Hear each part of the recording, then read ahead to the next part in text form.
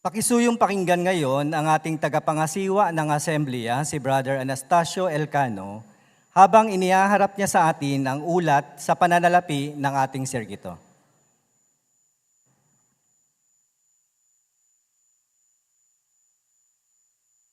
Sa pagkakataong ito, nais naming iulat sa inyo ang kasalukuyang kalagayan ng kwenta ng ating sirkito. Ang ating huling asemblea noong Pebrero 19, 2023 ay natapos na may surplus na 32,540. Kaya naman bago gumawa ng mga kaisyon para sa asembleyang ito, mayroon tayong kabuuang pundo na 98,830.47. Kaugnay sa asembleyang ito, ang kabuang mga gastusin natin ay 133,770. Ang mga kontribusyon na natanggap pa lang natin ngayon ay nagkakahalaga ng 27,793. Sa makatwid, sa puntong ito ay mayroon tayong deficit na 105,977. Nais namin samantalahin ang pagkakataong ito, mga kapatid, para pasalamatan po kayo sa inyong pagiging bukas palad upang matustusan ang gastusin sa asembleyang ito.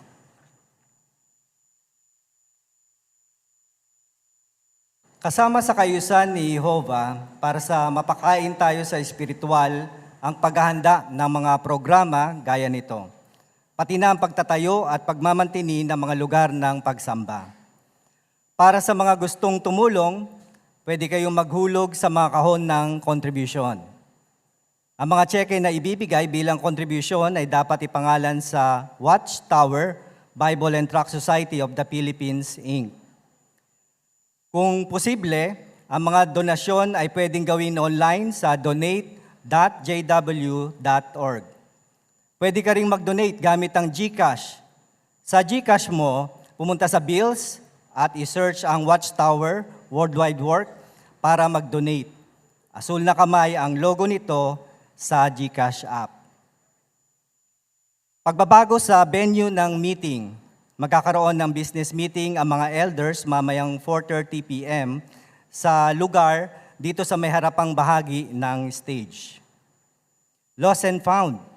Maaring dalhin sa lost and found ang mga bagay na nawala at maaring magtanong kung may nawawalang mahalagang bagay. Pakisuyong maupo na kayo. Paano natin may papakita kay Jehovah ang tiwala natin kapag nasa may hirap na kalagayan tayo? Sa simposium na ito na may 3 bahagi, matutulungan tayo ng mga mungkahi at pagtatanghal na magawa yan. Ipapakilala ng bawat tagapagsalita ang susunod sa kanya.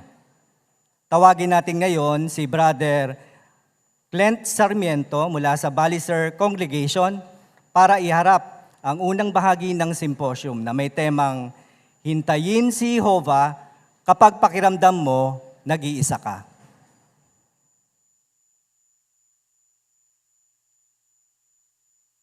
Mga dahilan ng kalungkutan. Pagkasira ng loob na alaala ng mga pagkakamali. Kawalang katarungan dahil sa estado sa buhay. Alam natin na alisin ng Diyos ni Jehovah ang lahat ng mga ito. Pero kapag kasalukuyan nating nararanasan ng mga ito, pinanghihinaan tayo ng loob. At minsan, nasabi natin, bakit napakatagal? Sana dumating na yung kaharian ng Diyos. Kaya patitibayin tayo ngayon na kailangan nating hintayin si Jehovah. Oo, sigurado tayo na malapit ng wakas. At kitang-kita natin na talagang natutupad na ang mga hula sa panahon natin ngayon. Pero katulad ng binanggit sa awit 119, ang talata ay 123, napapagod din tayo sa paghihintay dahil hindi rin tayo mga sakdal. Kaya kailangan natin ng pagtitiis habang hinihintay nating tuparin ng Diyos ni Jehovah ang kanyang mga pangako. Tatalakayin sa simposium na ito kung paano makakatulong ang aklat ng mga awit habang hinihintay nating tuparin ng Diyos ni Jehovah ang kanyang mga pangako. Una, kapag pakiramdam nating nag-iisa tayo. Pangalawa, kapag nakagawa tayo ng mga pagkakamali. At pangatlo, kapag parang nagtatagumpay ang masama. Pag-usapan natin yung una. Ito yung pagkadama ng pag-iisa. Bakit nararamdaman ng ilan na sila ay nag-iisa? Sa ngayon, marami ang nalulungkot kapag nararamdaman nila sila ay nag-iisa. Opo, kaakibat ng pag-iisa ang kalungkutan. Naranasan din ito ni David na binanggit sa Awit Kabanata 25, talatang 16. Naranasan niya maging mag-isa, kaya tinukoy niya ang kanyang sarili na kaawa-awa. Malinaw, naramdaman niya ang kalungkutan. Sa panahon natin ngayon, hindi accepted dito yung ating mga kapatid, tayong mga lingkod ng Diyos ni Jehovah. Binanggit yan sa unang Pedro, Kabanata 5, talatang 9. Maaring maranasan natin o maramdaman natin na tayo ay nag-iisa at malungkot. Kaya bakit nararamdaman ng ilan na sila ay nag-iisa at dahilan ito ng kalungkutan? Marahil ang ilan ay lumipat ng mga bagong kongregasyon at nahihirapan silang humanap ng mga bagong kaibigan. Ang ilan naman ay napawalay sa kanilang mga pamilya o mga magulang. Ang iba naman nating mga kapatid na namatayan, lalo na yung kanilang mga asawa, miss na nila ito. Kaya nakakaramdam sila ng pag-iisa at nalulungkot. Meron din naman tayong mga kapatid na mga baguhan, kapag sila ay pinag-uusig ng kanilang kapamilya, kamag-anak o kaibigan ng mga disaksi, nakakaramdam din sila ng pag-iisa at nalulungkot. O kaya naman, ang ilan nating mga kapatid ay nakatira sa mataong lugar pero literal naman na mag-isa sa kanilang bahay, nakakadama sila ng kalungkutan din. O kaya naman, meron silang mga kasama sa bahay nila pero winawalang halaga sila at hindi sila pinapansin, nakakadama din sila ng pag-iisa at kasabay nun nalulungkot. Oo, para sa ilan parang madaling mawala ang pakiramdam na ito. Pero para sa iba, nagtatagal ito. Kaya pag nararamdaman mo na ikaw ay nag-iisa, anong kailangan mong gawin? Lagi mong isipin na mahal ka ng ating Diyos na Jehovah. At pagtiwala ka sa Kanya na gustong-gusto niyang alisin yung mga dahilan ng mga nagpapalungkot sa iyo. Binanggit sa Awit 147, talatang 11, makakaasa ka na ang Diyos ni Jehovah ay nalulugod sa iyo. Dahil patuloy mong hinihintay ang Kanyang mga pangako na aalisin niya ang mga dahilan ng mga nagpapalungkot sa iyo. Yamang napag-usapan natin ang salitang paghihintay. Paano mo hintayin ngayon ng Diyos ni Jehovah kapag pakiramdam mong nag-iisa ka? Meron tayong 3 punto na pag-uusapan na tunay na mapapakinabangan natin at magpapatibay sa atin habang hinihintay natin ang Diyos ni Jehovah. Ang una, ito yung mababasa natin sa Awit Kabanata 62, talatang 8. Awit Kabanata 62, talatang 8.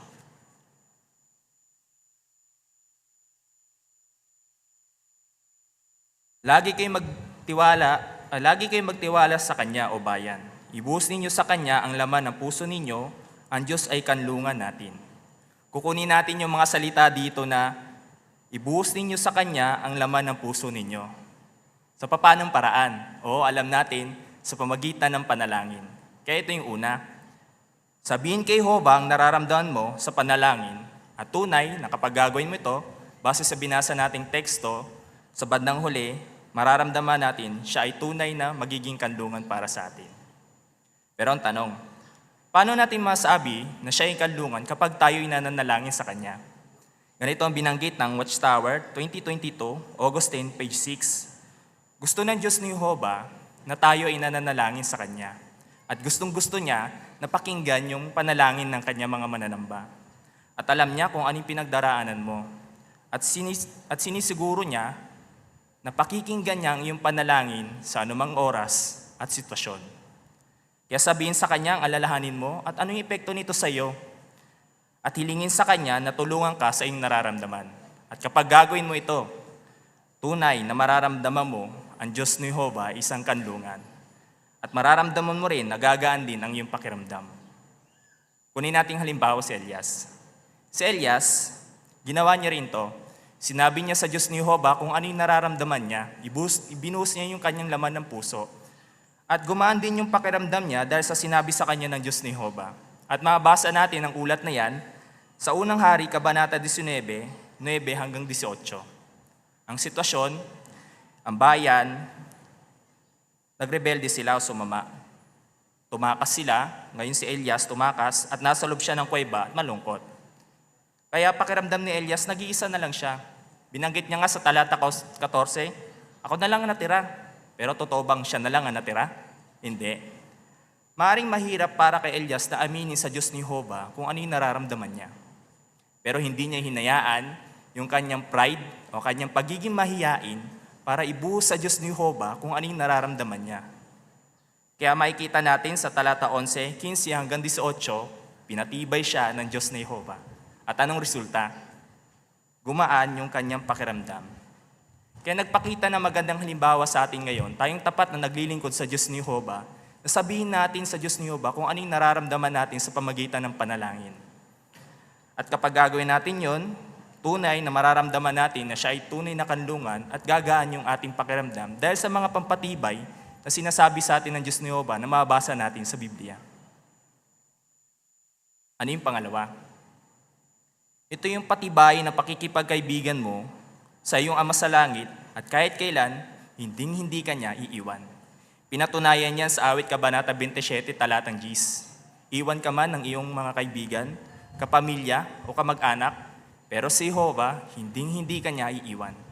Kaya tanungin ang sarili, ano mga pwede kong gawin para matanggap ko ang tulong ni Jehovah kapag pakiramdam ko nag-iisa ako? Ganito ang ilan sa mga mungkahi na binanggit sa Ambantayan, Hunyo 2021, pahina 9 hanggang 10 at para po 5 hanggang 9. Ang isang mungkahi yung mag-focus kung paano ka sinusuportahan ng Diyos ni Jehovah. Katulad ni Carol, matagal na siyang mag-isang saksi sa kanilang pamilya. Pero lagi niyang iniisip kung paano siya sinusuportahan ng Diyos ni Jehovah sa mga problemang nararanasan niya. At dahil doon, dahil sa lagi niyang binubulay-bulay yon, hindi niya nararamdaman siya ay nag-iisa. Ang isang mungkahi naman yung pag-isipan kung paano ka tinutulungan ni Jehovah o paano tinutulungan ng Diyos ni Jehovah ang mga kapatid na nalulungkot. Ito yung ginawa ni Hiroshi. Mag-isa na rin siyang saksi sa kanilang pamilya at mahabang panahon na. Pinagbasdan niya yung mga kapatid mayroong mga problema. Pero sa kabila ng ito, nagsisikapan nilang paglingkuran ng Diyos ni Jehovah at nakita niya mismo na kung paano sila tinulungan ng Diyos ni Jehovah. At dahil dito, tumibay yung kanyang pakikipagkaibigan sa ating Ama, ang Diyos ni Jehovah. At ang isang magandang mungkahi na binanggit sa referensya, ito yung magkaroon ng mahusay na spiritual na routine. Napakahalaga nito. Dahil tutulong ito para mas mapalalim mo pa ang iyong pakikipagkaibigan sa Diyos ni Jehovah. Dahil mas makikilala mo siya. At gayon din, mas mararamdaman mong hindi ka nag-iisa.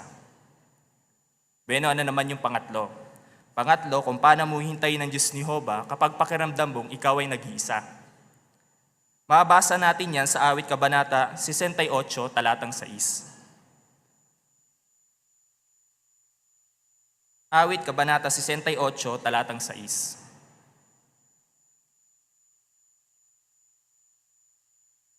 Ang Diyos ay nagbibigay ng tahanan sa mga nag-iisa.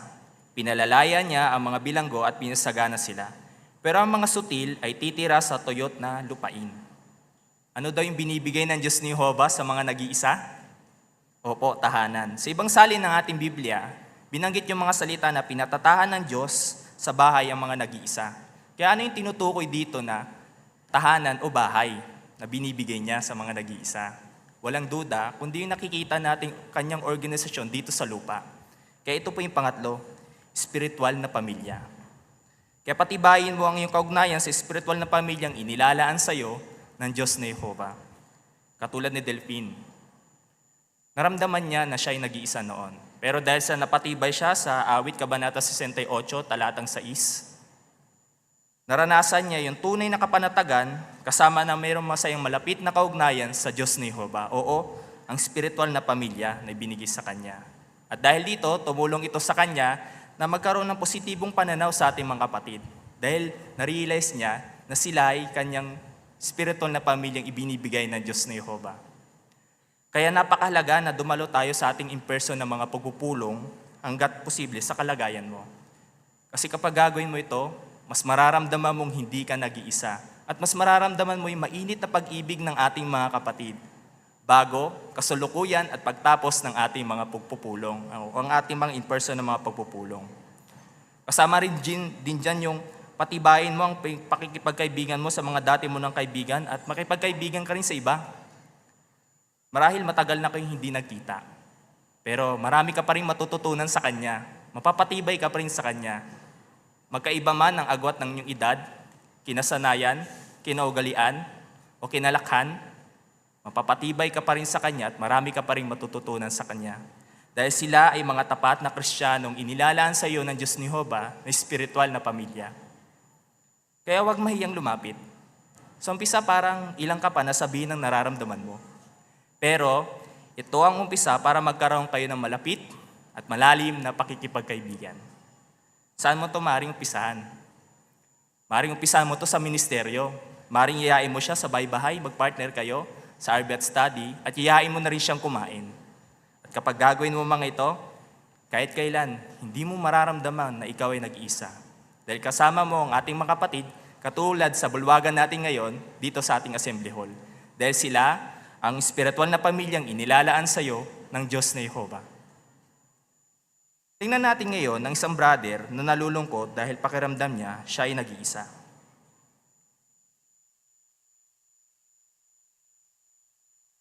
Hi.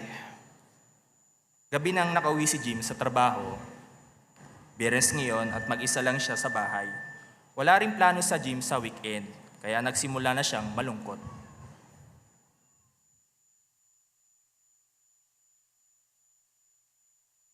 At mapansin natin, si Jim, nag-internet siya gamit yung cellphone niya para pampalipas ng oras. At nakita niya sa isang social media yung picture ng mga kaibigan niya mga saksi na nagagathering at hindi siya invited. Ano ba yan? Lagi na lang akong hindi naimbitahan. Hay, di ko sila kailangan.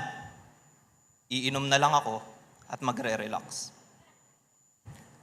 Nakikita niyo ba yung posibleng panganib kapag ganitong laging gagawin, Jim? Paano kung makakatulong sa kanyang sinasabi ng mga aklat ng mga awit sa sitwasyon niya? Tingnan natin. Hindi ko kailangang uminom. Ang kailangan ko ay makasama yung mga kaibigan ko at bawas-bawasan yung paggamit ko ng cellphone. At saka, hindi naman totoo na hindi ako laging naiimbitahan.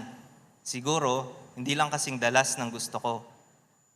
Totoo, hindi ako naimbitahan ngayong gabi, pero pwede akong maghanda para sa mga gagawin ko bukas. Kailangan kong manalangin. Ano kayang ipapanalangin ni Jim? Pwede niya sabihin sa Diyos ni Jehovah kung anong nararamdaman niya. At pwede rin siya humingi sa Diyos ni Jehovah ng lakas ng loob na sabihin sa isang may gulang kung anong nararamdaman niya. At pwede rin siya humingi ng tulong sa Diyos ni Jehovah na gumawa ng tama sa iba kasi kadalasan mas nakakatulong ito para maalis ang kalungkutan. Amen. Alam kong para magkaroon ako ng tunay na mga kaibigan, dapat ako mismo maging isang tunay na kaibigan. Sinabi yan sa akin dati ni Kuya Scott. Sinabi niya rin kung anong teksto yung nakakatulong sa kanya sa tuwing pakiramdam niya ay mag-isa siya. Nandito yon sa JW Library app ko. Parang nilagyan ko pa nga ng tag yung teksto na yon. Ito, sa awit 68:6. Ang Diyos ay nagbibigay ng tahanan sa mga nag-iisa. Sinabi ni Kuya Scott na noong namatay yung asawa niya, binigyan siya ni Jehovah ng pamilya. Isang pamilya na mga tunay na kaibigan. Pero para magawa yun ni Kuya Scott, kailangan niya na maunang makipag-usap sa kanila. Tamang-tama, tatawagan ko si Kuya Scott at itatanong ko kung may plano ba siya para sa paglilingkod bukas. Siguro, kailangan niya na makakasama. Hello Kuya Scott, kamusta po kayo? Hi, Jim. Okay naman ako. Ikaw, kamusta? Sa totoo lang po kuya, hindi po okay. Gusto ko po sana nang makakausap. Pwede po ba kayo? Sure, Jim. Anong nangyari? Medyo nalulungkot lang po ko kuya. Pero bago ko po makalimutan, may plano po ba kayo para sa paglilingkod bukas? Si Jim mismo ang naunang nakipag-usap sa isang kaibigan para sabihin ang nararamdaman niya. Dahil dito, napatibay siya at napatibay niya rin ang iba.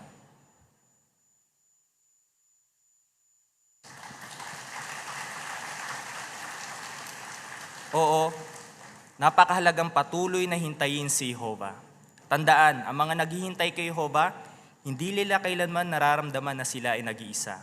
Sinabi sa awit Kabanata 9, talatang 10, alam natin kung ano yung pangalan niya. Alam din natin kung ano yung kahulugan nito. Kaya patuloy natin siyang hinahanap. Kaya naman hindi tayo iiwan ng Diyos ni Jehovah at hindi natin nararamdaman na tayo ay nag-iisa. At huwag kalimutan na alam ng Diyos ni Jehovah kung ano yung nararamdaman mo kapag ikaw ay nag-iisa. At kadalasan, binibigyan ka niya ng tulong sa pamagitan ng ating mga kapatid. At ang ating mga kapatid, gustong-gusto nila na tulungan ka. Dahil alam nila na part ito ng paggawa ng kalooban niya at part ito ng paglilingkuran nila sa Diyos ni Jehovah. At mahal na mahal din kanila. Huwag tanggihan ang tulong ng mga kapatid. Dahil kung tatanggihan mo, parang si Jehovah na rin ang tinatanggihan mo. At may papakita mo rin na pinalagan mo ang tulong mula sa Diyos ni Jehovah kung buong makaya mong susuporta ng espiritual na pamilyang inilalaan niya sa iyo. Oo, hindi mo kailanmang mararamdaman na ikaw ay nag-iisa. Dahil patuloy mong hinihintay ang Diyos ni Jehovah sa pamagitan ng pagsabi sa Kanya na nararamdaman mo sa panalangin, pagpapatibay ng pakikipagkaibigan mo sa Kanya, at pagpapatibay ng pakikipagkaibigan mo sa ating mga kapatid. Iwasang ilayo ang sarili mo sa iba. Dahil kapag lagi mong inilalapit ang iyong sarili sa ating mga kapatid, lalong higit sa Diyos ni Jehovah, ipinapakita mong hinihintay mo siya. At sa inaharap, hindi mo kailanmang mararamdaman na ikaw ay nag-iisa. Dahil pinangakuan tayo ng Diyos ni Jehovah na isang bagong sanlibutan. Opo, isang bagong sanlibutan na wala ng kabalisahan, kabiguan at mga negatibong damdamin na mababasa natin sa Apokalipsis Kabanata 21, talatang 4. Kasama sa lilipas, yung physical at mental at emosyonal na naranasan natin sa ngayon. At ang lupa ay mapupuno ng mga palakaibigang mga tao na tunay na magpapasaya ng ating buhay. At malapit na dumating yung araw na hindi mo na kailanman sasabihin ang mga salitang, nalulungkot ako sapagkat nag-iisa ako. Tatalakay naman sa atin ngayon ni Brother Jun Telesora mula sa UPS Congregation ang susunod na pahayag sa symposium na ito. Hintayin si Jehovah kapag nakagawa ka ng mga pagkakamali.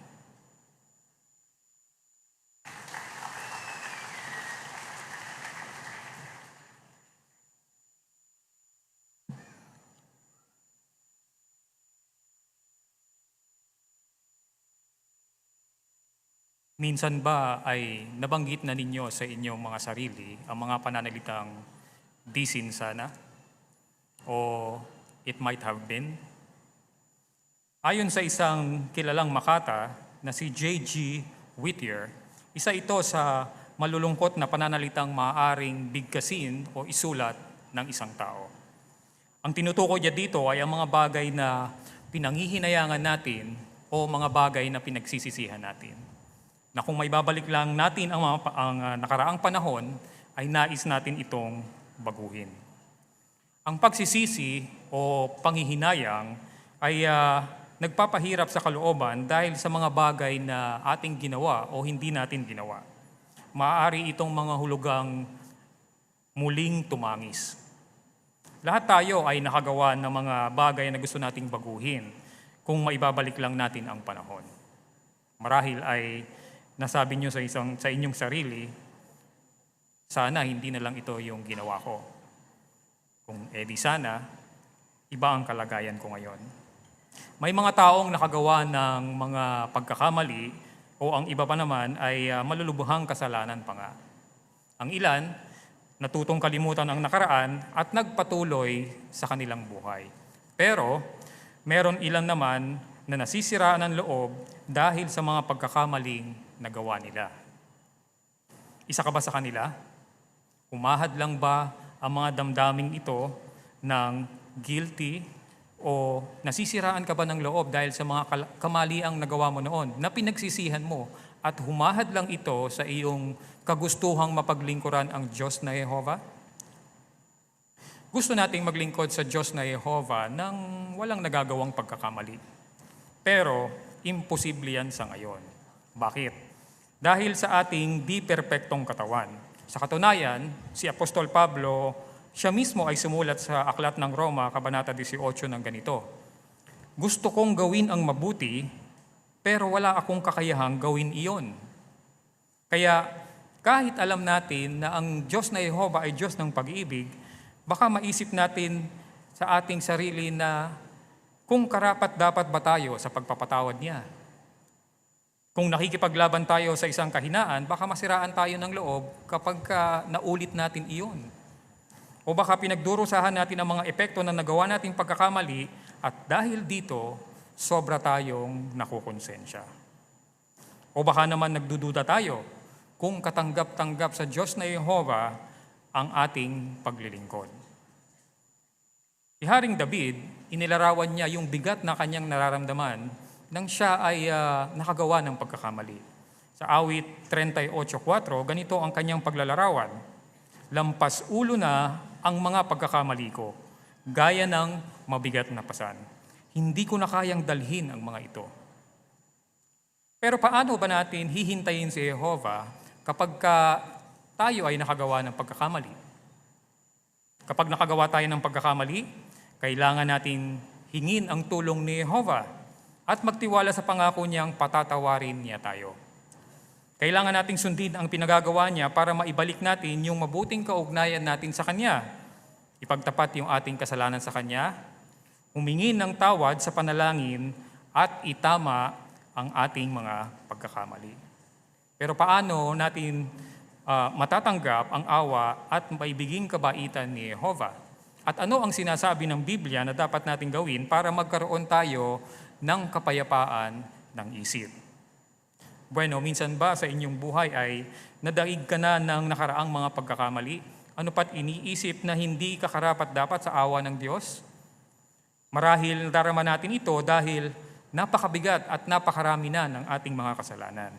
Pero ang totoo, anuman ang nagawa natin noon, maaari tayong magsisi, magbago, at humingi ng tawad sa Diyos na Jehovah. Sa katunayan, hinihimok pa tayo ng Aklat ng mga Gawa, Kabanata 3:19 na magsisi kayo at manumbalik para mapatawad ang inyong mga kasalanan. Para dumating ang panahon ng pagpapaginhawa mula mismo kay Jehovah. Maaari tayong pagpakitaan ni Jehovah ng awa at maibiging kabaitan, gaya ng ginawa niya sa marami pang iba. Patatawarin ni Jehovah ang sinumang mapagpakumbaba, tapat, at taimtim na nagsisisi. Ginawa niya iyan kay Job nang sinabi ni Job na, at uupo ako sa alabok at abo para ipakita ang pagsisisi ko. Kaya para magkaroon tayo ng kapayapaan ng isip, sundin natin ang sinasabi ng Biblia sa Kawikaan 28:13. Basahin natin mga kapatid. Kawikaan 28:13. Ang nagtatago ng kanyang kasalanan ay hindi magtatagumpay. Pero ang nagtatapat at tumatalikod sa mga iyon ay kaaawaan. Pinapayuhan din tayo mga kapatid ng Aklat ng Santiago, Kabanata 5, mga talatang 14 at 16 hanggang 16. Mayroon bang sino man sa inyo na may sakit? Tawagin niya ang matatandang lalaki sa kongregasyon at ipanalangin nila siya. At pahiran ng langis sa pangalan ni Jehovah. At ang panalangin na may pananampalataya ay magpapagaling sa may sakit at ibabangon siya ni Jehovah. At kung nakagawa siya ng mga kasalanan, patatawarin siya. Kaya ipagtapat ninyo sa isa't isa ang mga kasalanan ninyo at ipanalangin ninyo ang isa't isa para mapagaling kayo. Napakalaki na magagawa ng pagsusumamo ng taong matuwid. Kaya kapag nakagawa tayo ng malubhang kasalanan, kailangan natin ang tulong ng mga elders sa kongregasyon. Sinanay sila para gamitin ang kasulatan para tulungan ang mga nagkasala na gumaling sa espiritual. Kailangan nating ipagtapat sa Diyos ang ating kasalanan, hingin ang kanyang kapatawaran, ituwid ang ating mga pagkakamali. At kung gagawin natin iyan, tatanggapin natin ang awa ni Jehovah. Dahil ayon sa ulat ng Isaiah 55:7, si Jehovah ay magpapatawad ng lubusan. Pero posible kaya na maging masaya tayo sa paglilingkod kahit na nagkakamali tayo? Makikita sa aklat ng mga awit kung bakit pwede pa rin tayong maging masaya sa paglilingkod kay Jehovah kahit na nagkakamali tayo. Talakayin natin ang ilan. Una, hindi nagpo-focus si Jehovah sa mga pagkakamali natin. Basahin natin mga kapatid ang ulat ng awit 130 verse 3. Binanggit doon na kung mga pagkakamali ang binabantayan mo o Diya, o sino Jehova ang makatatayo. Nang ilapit tayo ni Jehova sa Kanya para maging kaibigan niya, alam niya na magkakamali tayo. Kaya hindi tinatandaan ng Diyos na Jehova ang mga kasalanan natin. Sa halip, nakapokus siya doon sa mga kaibig-ibig na mga katangian natin. Ito yung mga katangian na inilapit sa atin ni Jehova o katangiang nakita ni Jehova sa atin nang ilapit tayo sa katotohanan. Pinagpapala din niya yung mga pagsisikap nating labanan ang mga kahinaan natin at nakikita niya yung mga nagawa nating mga pagsulong. Pangalawa, alam ni Jehova ang mga limitasyon natin. Hindi siya umaasa ng higit sa magagawa natin. Tingnan naman natin mga kapatid ang awit 103 verse 13 at 14 na nagsasabi, kung papaanong nagpapakita ng awa ang Ama sa mga anak niya, si Jehova ay nagpapakita ng awa sa mga natatakot sa Kanya dahil alam niya ang pagkakagawa sa atin. Inaalala niya na tayo ay alabok. Hindi kinalilimutan ni Jehova na tayo'y nilalang mula sa alabok, marupok, mahina, at hindi perpekto. Ang pananalitang nalalaman niya ang pagkakagawa sa atin ay nagpapaalala sa atin na itinutulad ng Biblia si Jehova bilang magpapalayok at tayo naman yung mga marurupok na sisidlang luwad na kanyang hinuhubog. Ibinabagay ng Diyos na Jehova ang dakilang magpapalayok yung kanyang pagkilos at pakikitungo sa atin sa kung paano tayo naging mahina, makasalanan at marupok. Binabagay niya rin ito kung paano tayo tumutugon o hindi tumutugon sa kanyang mga patnubay. Isa pa, nauunawaan ni Jehova kung gaano kalakas ang kapangyarihan ng kasalanan. Ang kasalanan ay inilalarawan ng Biblia bilang isang makapangyarihang puwersa na anupat napakahigpit ng pagkakapit nito at nakamamatay. Gaano ba talaga kahigpit ang pagkakahawak ng kasalanan? Sa aklat ng Roma, ganito ipinaliwanag ito ni Apostol Pablo. Tingnan natin ang ilang teksto. Roma 3:9. Binanggit doon na tayo ay nasa ilalim ng kasalanan. Na para bang tayo ay mga sundalo na nasa ilalim ng komandante na sumusunod sa lahat ng utos ng komandante. Roma 5:21. Ang kasalanan ay nagahari sa sangkatauhan. At sa Roma Kabanata 7, mga talatang 17 hanggang 25, binanggit doon na ang kasalanan ay nasa atin. Ito ay patuloy na umuugit sa atin, anupat sa diwa ay sinisikap nitong kontrolin yung ating landasin. Pangalawa, alipin tayo ng kautusan ng kasalanan. Kaya naman alam ni Jehova na ang ganap na pagsunod ay imposible para sa atin, gaano man kataimtim ang ating paghahangad na maidulot ito sa Kanya. Maibigin niyang tinitiyak sa atin na kapag humiling tayo ng Kanyang awa, taglay ang nagsisising puso, ipagkakaloob niya ang kapatawaran. Sa katunayan, sa awit 51:17, sinabi doon na ang handog na nakalulugod sa Diyos ay isang bagbag na puso, ang pusong wasak at durog. O Diyos, hindi mo itatakwil. Oo, hindi kailanman tatanggihan o tatalikuran ng Diyos na Jehova ang isang pusong wasak at durog dahil sa bigat ng panunumbat ng konsensya. Pangatlo, si Jehova ang pinagmumulan ng tunay na kapatawaran. Basahin natin mga kapatid ang awit 130 verse 2 at 4. Sinabi dito, O Jehova, dinggin mo ang tinig ko. Pakinggan mo nawa ang paghingi ko ng tulong. Dahil sa iyo ay may tunay na kapatawaran. Pero para ikaw ay lubos na igalang. Si Jehova ay handang magpatawad sa mga kasalanan natin. Dahil sa awa ni Jehova, pwede tayong magkaroon ng malinis na kaugnayan at malinis na konsensya at hindi sobrang masiraan ng loob. Binanggit pa nga iyan ng tulungan ng Diyos na Jehova si Haring David nang ipagtapat ni Haring David ang kanyang kasalanan. Ano ang naging reaksyon ni Haring David? Sa awit 32:5, ganito ang kanyang naging reaksyon. Sa wakas, ipinagtapat ko sa iyo ang kasalanan ko. Hindi ko itinago ang mga pagkakamali ko. At pinatawad mo ang mga pagkakamali ko. Pansinin natin mga kapatid yung terminong pinatawad. Ang terminong pinatawad ang siyang pagkasalin sa isang salitang Hebreo na ang ibig sabihin ay buhatin o kaya naman ay dalhin. Ang pagkagamit dito ay nangangahulugang alisin yung panunumbat ng konsensya, kasalanan at pagsalangsang. Kaya sa katulad na paraan, parang tinutukoy doon sa binasa nating teksto na binuhat ni Jehovah ang kasalanan ni David at inilayo iyon sa kanya. Walang pagsalang, nagdulot ito ng kaibsan sa panunumbat ng konsensya na nagpapahirap kay Haring David. Tayo man ay lubos na makapagtitiwala sa Diyos na Jehovah na naglalayo ng mga kasalanan niyong mga humihiling ng kanyang kapatawaran. Salig sa pananampalataya sa haing pantubos ng Panginoong Hesus.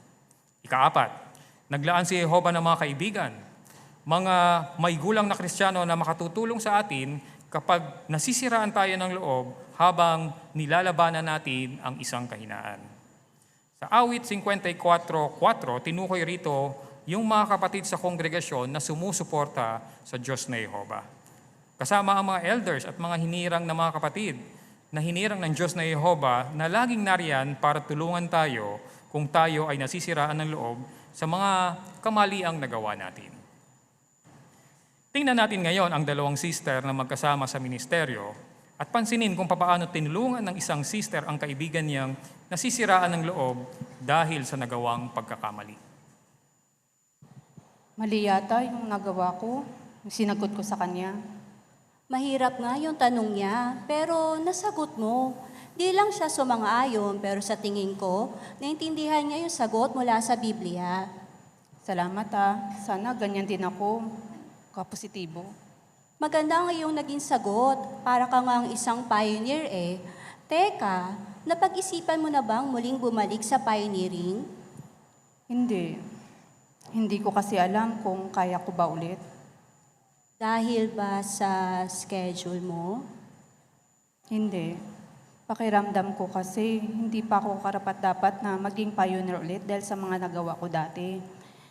Napalungkot ko si Jehovah, tsaka yung mga kapatid. Tama ba yung naramdaman ni Melissa? Tingnan natin kung paano siya pinatibay ni Rachel pagkatapos nitong manalangin ng tahimik. Alam mo ba na nakagawa rin ako noon ng mga pagkakamali at kinailangan ko rin ng tulong ng mga elder? Talaga? Oo, kabataan ako noon at medyo natagalan din ako bago ko napatawad ng sarili ko. At nahirapan din ako muling sumulong sa espiritual. Hindi ko ma-imagine na nangyari sa'yo yun. Gusto mong malaman kung ano ang nakatulong sa akin? Oo, sige. Pinayuhan ako ng isang kaibigan na pag-isipan ang ulat na sa aklat ng awit. At mula roon ay tingnan ko yung aking nagawang pagkakamali ayon sa paningin ni Jehovah. Ang tekstong pinaka-nakatulong sa akin upang hindi masyadong makonsensya ay ang nasa awit 130:2-4. Gusto mong basahin natin?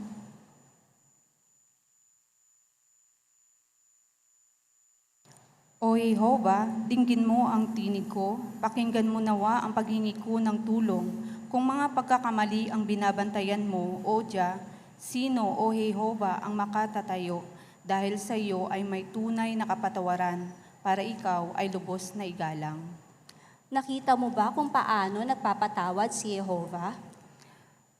Tunay na kapatawaran. Tama. At kung si Jehovah ay hindi nagfo-focus sa mga pagkakamali natin, sa tingin mo, ano din kaya ang dapat nating gawin?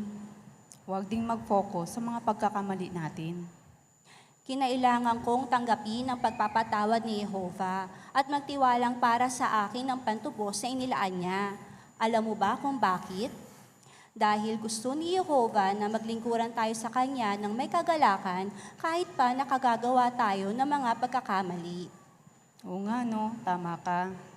Kailangan ko pa siguro talagang pasulungin yung pagtitiwala ko sa pagpapatawad ni Jehovah. Yung tunay na pagpapatawad niya. Gawin ko tong study project. Salamat malaking tulong. Napansin ba ninyo na nakatulong kay Rachel ang pagbubulay-bulay sa kasulatan? Dahil dito, napatibay niya si Melissa na magtiwala kay Jehovah at magpatuloy. Kaya patuloy nating hintayin ang Diyos na Jehovah. Manatili tayong nakapokus sa hinaharap, sa ating pag-asa, sa bagong sanlibutan, sa bagong kaayusan kung saan hindi na maaalala pa ang mga nagawang pagkakamali.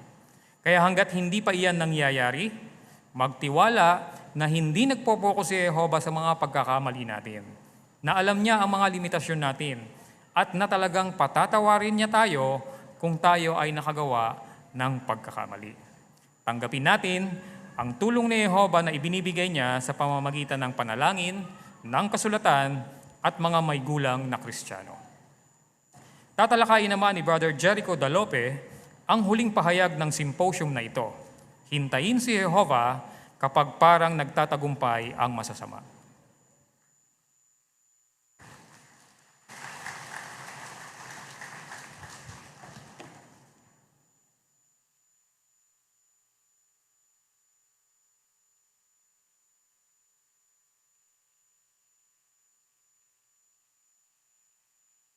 Maraming tao sa ngayon ang may problema sa pinansyal. Kahit ang basic needs o pangunahing pangangailangan, mahirap itong ilaan. Bakit? Dahil sa mabilis na pagtaas ng bilihin, kawalan ng trabaho, o epekto ng likas na sakuna o sakuna na gawa ng tao. At ang totoo, tayo bilang mga lingkod ng Diyos na Jehovah, hindi tayo exempted dyan. Nararanasan din natin ito. At minsan ba napansin natin yung mga taong sakim, mga mandaraya, sila pa yung parang payapa ang buhay. Parang lalong sumasagana at yumayaman. Dahil gumagamit sila ng mga bitag o mga pakana tulad ng pyramid scheme, mga health at diet scam, at ang usong-uso ngayon, yung text scam o email phishing. At nakalulungkot, marami ang nabibiktima nito. May katulad ito sa nakita ng salmista nung panahon niya, na yung masasama na hindi lingkod ng Diyos na Jehovah, lalong sumasagana at parang payapa. Dahil dyan, nasiraan ng loob si Asaph. At sabi sa awit Kabanata 73, talata 3, nakadama siya ng inggit sa buhay ng mga masasama. Sa hirap ng buhay natin ngayon, baka ganun din ang madama natin. Masiraan tayo ng loob. Pero anong ginawa ni Asaph sa maling saloobin na ito? Sinasabi sa awit 73, talata 14, na buong araw akong naghihirap at tuwing umaga ay itinutuwid niya ako. Kaya pinapakita doon na yung salmista, umasa siya sa tulong ng Diyos na Jehovah at tinulungan siya ng Diyos na Jehovah na ituwid ang kanyang maling saloobin.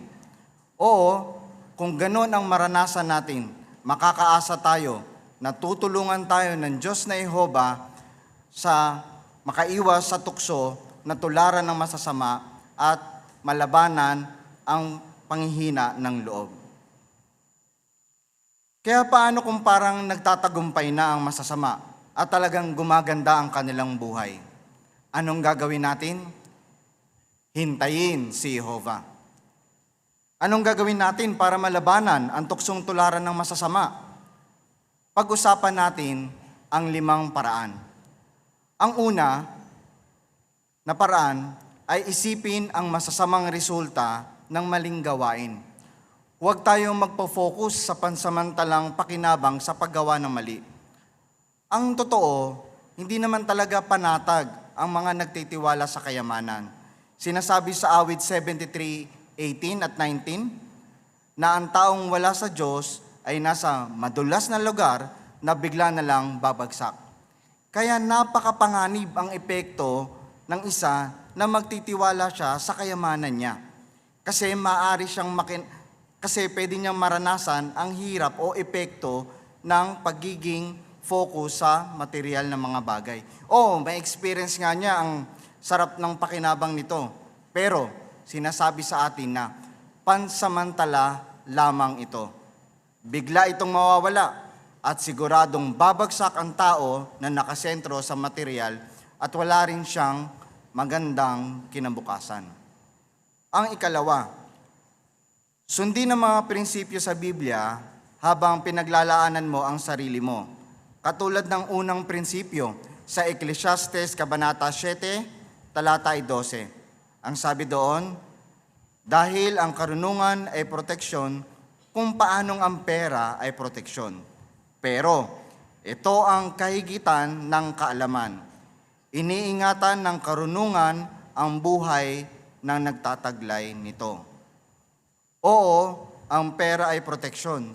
Sa diwa, na ipaglalaanan tayo nito ng mga pangangailangan natin. Yung mga pangangailangan natin na gagamit din natin sa ating pagmiministeryo. Pero kung ang pera ang pangunahin sa buhay ng isa, hindi tama ang pananaw niya sa pera. Dahil ang pera, meron itong hangganan, meron itong limitasyon, at pansamantala lang ang kayang ibigay nito. Sabi sa Kawikaan, Kabanata 18, talatang 11, na kung ang isa ay lubos na nagtitiwala sa material na para bang pader, delikado iyon. Dahil gaya iyon ng matibay na pader. Saan? Nakita niyo dyan? Sa imahinasyon lang niya. Kaya hindi talaga 100% na kayang ipagsanggalang ang pera ang buhay natin. Kaya anong tamang pananaw sa pera? Kapag ginamit natin ang pera, taglay ang makadiyos na karunungan. At sino ang pinaka-best example natin na nagpakita ng mahusay na halimbawa dito? Oo, walang iba kundi ang Panginoong Hesus. Kahit na may kakayahan siya, hindi siya nag-target na maging mayaman. Sa halip, lagi niyang pinapakita sa kanyang paraan ng pamumuhay na inuuna niya ang spiritual na mga bagay. Dahil ginawa niya yan, inuna niya ang kaharian. Anong ginawa ng Diyos na Jehova sa kanya? Lagi siyang pinaglalaanan ng Diyos na Jehova doon sa mga pangunahing mga pangangailangan niya. Kaya ano ang tunay na proteksyon? Ang tunay na proteksyon natin ay ang Diyos na Jehova. Dahil siya lamang ang makapagbibigay ng tunay na buhay na hindi kayang ibigay ng pera. Sunod na prinsipyo, ang sinasabi ng Lucas, Kabanata 14, talata 28. Umupo muna at kwentahin ang gastusin. Kaya dapat tayong matutong mag-budget. Kwentahin, unahin ang mga kailangan o yung talagang needs. Hindi yung mga gusto lang natin. Totoo, pwede tayong makumbinsi na ang isang bagay ay need natin. Yung pala ay want. Pinag-iingat tayo sa bagay na ito. Pero kung mamumuhay lang tayo na meron tayo, makakaiwas din tayo. Pagka mamuhay tayo, kung ano lang ang meron tayo, makakaiwas tayo sa hindi kinakailangang pagkakautang. Ang prinsipyo sa 1 Timoteo Kabanata 6, talata 8, sikapin ding maging kontento. Alam nyo ba mga kapatid, ang taong hindi kontento ay hindi kailanman magiging masaya? Anong sikreto para maging kontento? Mag-focus sa espiritual na pagpapalang meron ka, yung espiritual na pagpapalang natatanggap mo mula sa Diyos na Jehova, at hindi doon sa mga material na bagay na meron ang iba. Yan ang sikreto ni Apostol Pablo. Ang pinakamalagang pag-aari natin ay yung kaugnayan natin sa Diyos na Jehova. Ang ikatlo, kung paano natin gagawin na malabanan ang tuksong tularan ng masama. Pakisuyo, inaanyayahan ko kayo na tignan natin ang sagot sa Biblia. Sa Awit, Kabanata 62, talata ay 1 and 2. Awit, Kabanata 62, talata ay 1 and 2. Ang sabi, Tahimik akong naghihintay sa Diyos. Siya ang nagliligtas sa akin. Siya ang aking bato at tagapagligtas, ang aking ligtas na kanlungan. Hindi ako susuray at babagsak. Hindi ba tunay na napatunayan ito ng Diyos na Jehova? Walang lingkod niya ang bumagsak dahil sa gutom at pinabayaan ng organisasyon niya. Tunay, nasasang-ayon kayo na talagang pinaglalaanan ng Diyos na Jehova ang kanyang bayan. Kaya makapagtitiwala tayo na ilalaan sa atin ng Diyos na Jehova ang pangangailangan natin.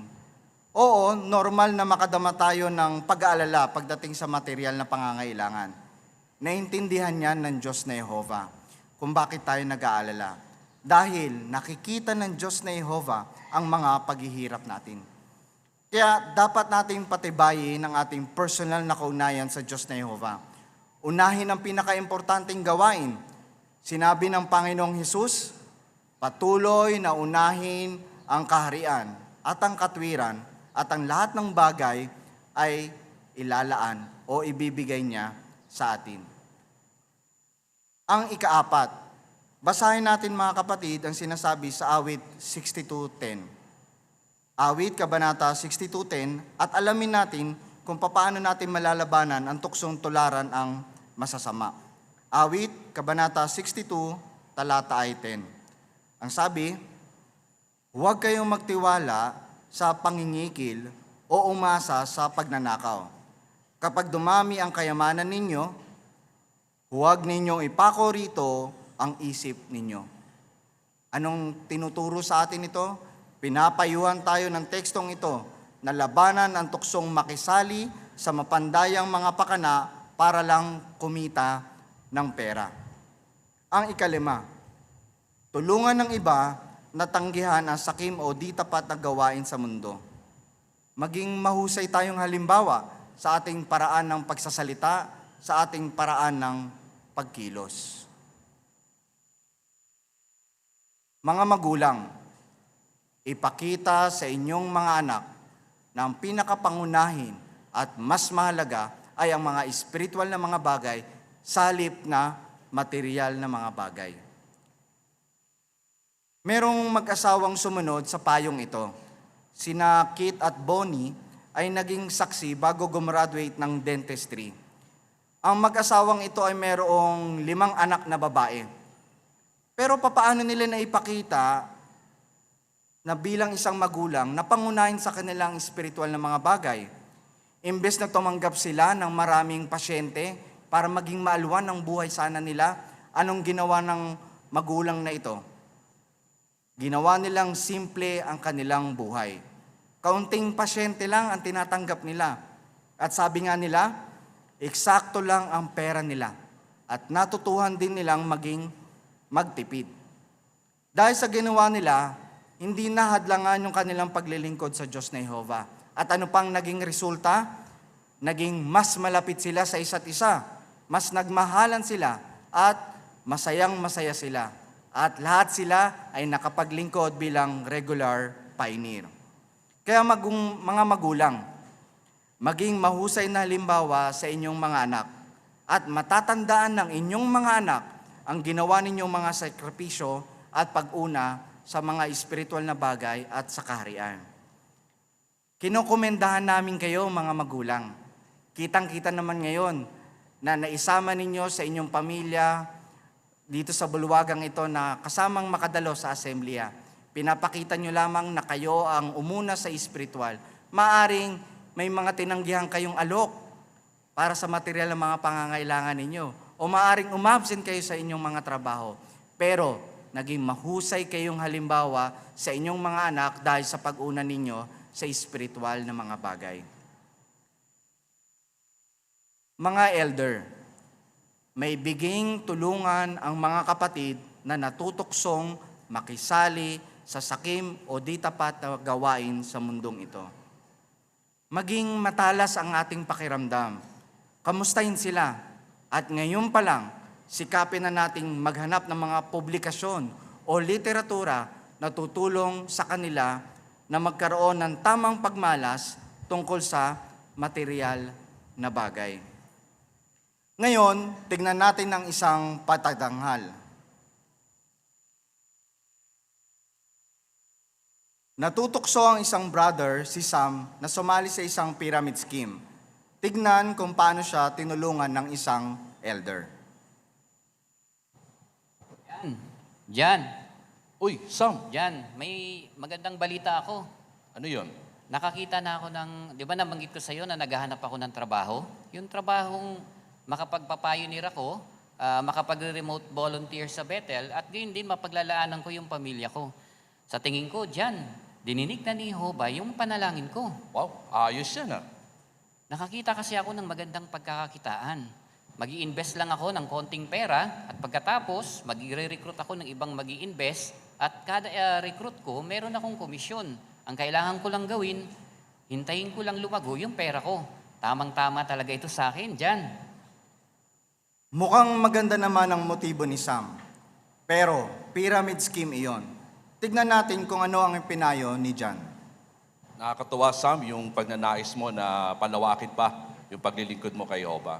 Pero may nakausap akong brother at may pareho ding alok sa'yo, ganyan din. At nais ko sanang ipakita sa'yo yung ipinakita ko sa kanya. Ito yon yung isang artikulo sa Gumising noong July 22, 2004. Pwede mong basahin yung paragraph na ito?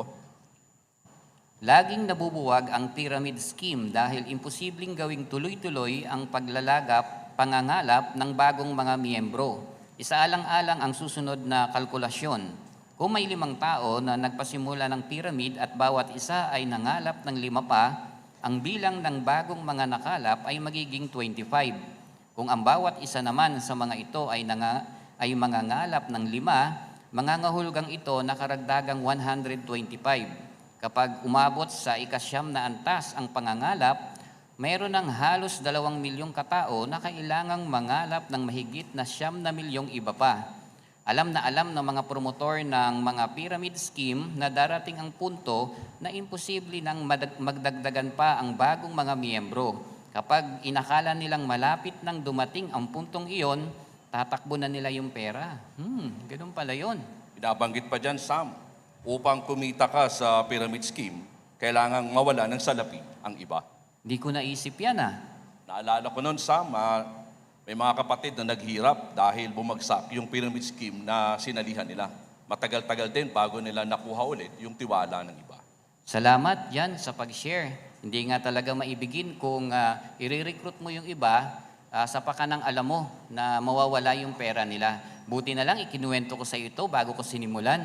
Oo, nakatulong sa akin yung nakaulat dito sa awit 62, 1 and 2. Pwede mong basahin? Tahimik akong naghihintay sa Diyos. Siya ang nagliligtas sa akin. Siya ang aking bato at tagapagligtas. Ang aking ligtas na kanlungan. Hindi ako susuray at babagsak. Kaya kung maghihintay tayo kay Jehovah at patuloy na aasa sa Kanya, magtitiwala sa Kanya, siguradong ilalaan ni Jehovah sa pinakamagandang paraan ang mga pangangailangan natin.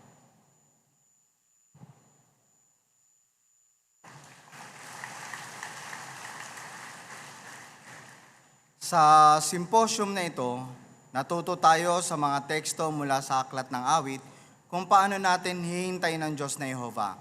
Kapag pakiramdam natin na nag-iisa tayo, kapag nakagawa tayo ng mga pagkakamali, at kapag parang nagtatagumpay ang masasama. Sagutin natin ngayon ang pang-apat na tanong sa program ninyo. Ang tanong natin sa ika-4, bakit sulit na hintayin si Jehovah kapag nakakaranas tayo ng mga problema? Ang sagot, awit 62, 1 and 2, talata 8 and 10. Awit, kabanata 68, talata 6, at awit 130, talata 2 hanggang 4. Nangangako si Jehovah na bibigyan tayo ng isang may biging espiritual na pamilya na patatawarin niya ang mga kasalanan natin kung tayo ay magsisisi at nailalaan ng Diyos na Jehovah ang material na pangangailangan natin. Oo, laging tinutupad ng Diyos na Jehovah ang kanyang pangako. Ang aral, ginagamit ni Satanas ang mga problema na napaparap sa atin para masiraan tayo ng loob. Pero, tandaan, kung hihintayin natin ang Diyos na Jehovah, anuman ang sitwasyon natin, pinapakita natin nagtitiwala tayo sa isa na nangako na tutulungan tayo at talagang gagawin niya iyan.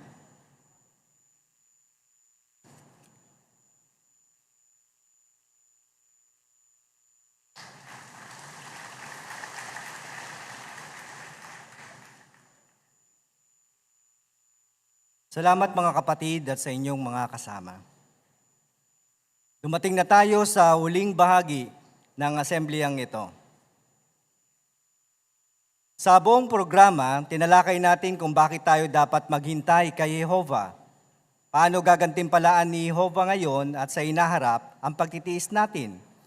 Makinig sa ating tagapangasiwa ng sirkito, si Brother Benjamin Oliva, habang sinasagot niya ang tanong na ito sa huling bahagi ng asembleyang ito. Ang pamagat, may gantimpala para sa matuwid. May gantimpala para sa matuwid.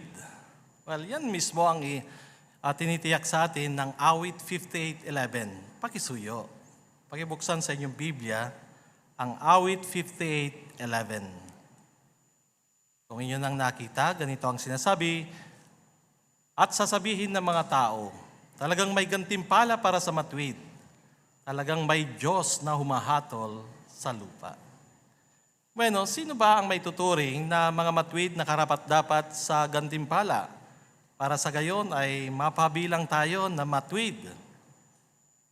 Well, may dalawang palatandaan na makikita po tayo sa mga naunang awit ng salmista. Pakisuyo, muling itap sa inyong gadget ang awit 19:8-11. Nandito yung mga clue. Okay, basahin natin. Ang sabi, ang mga utos ni Jehovah ay matuwid, nagpapasaya ng puso. Ang batas ni Jehovah ay malinis, nagbibigay ng liwanag sa mga mata. Nagbibigay ang mga iyon ng babala sa lingkod mo. Sa pagsunod sa mga iyon ay may malaking gantimpala.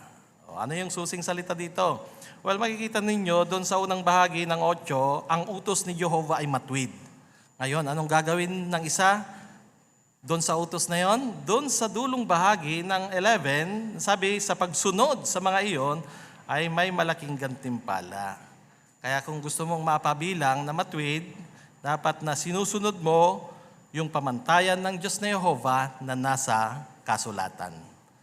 Pangalawang palatandaan, dito sa awit 7, 8 at 9. Muli, di patap sa inyong mga gadget o kaya buksan sa inyong Bible.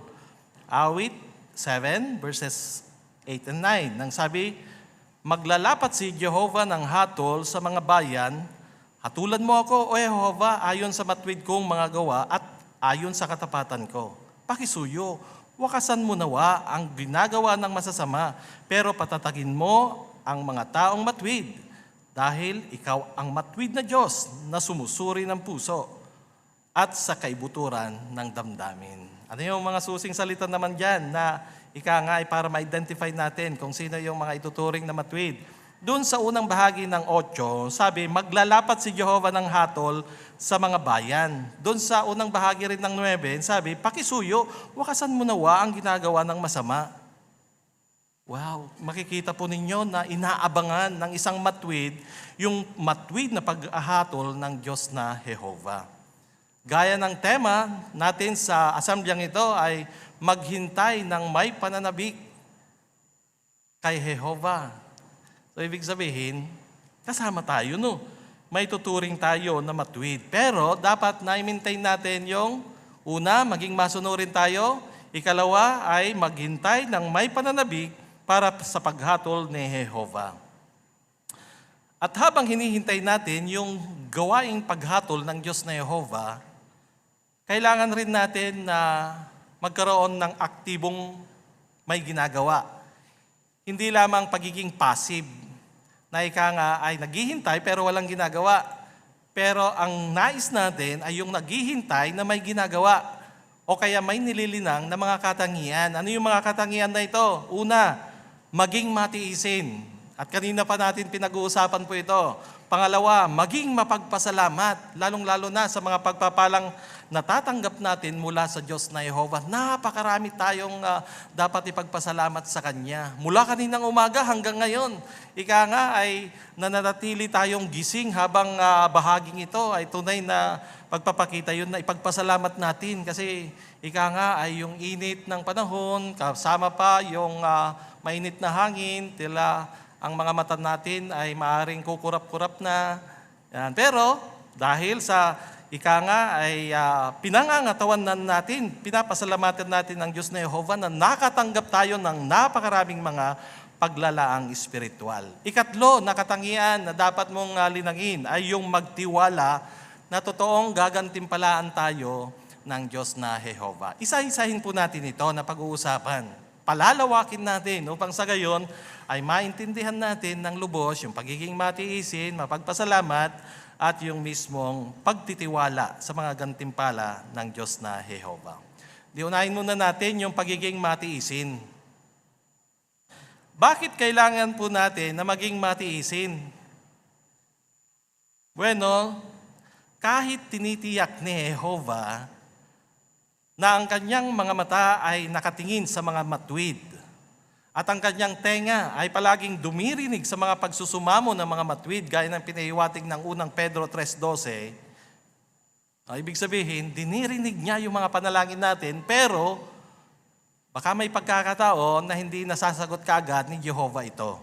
O kaya naman, dahil siyang nakakalam kung kailan niya ito sasagutin, tila parang feeling natin, hindi niya nasasagot, no? Kaya dapat na maging matiisin tayo.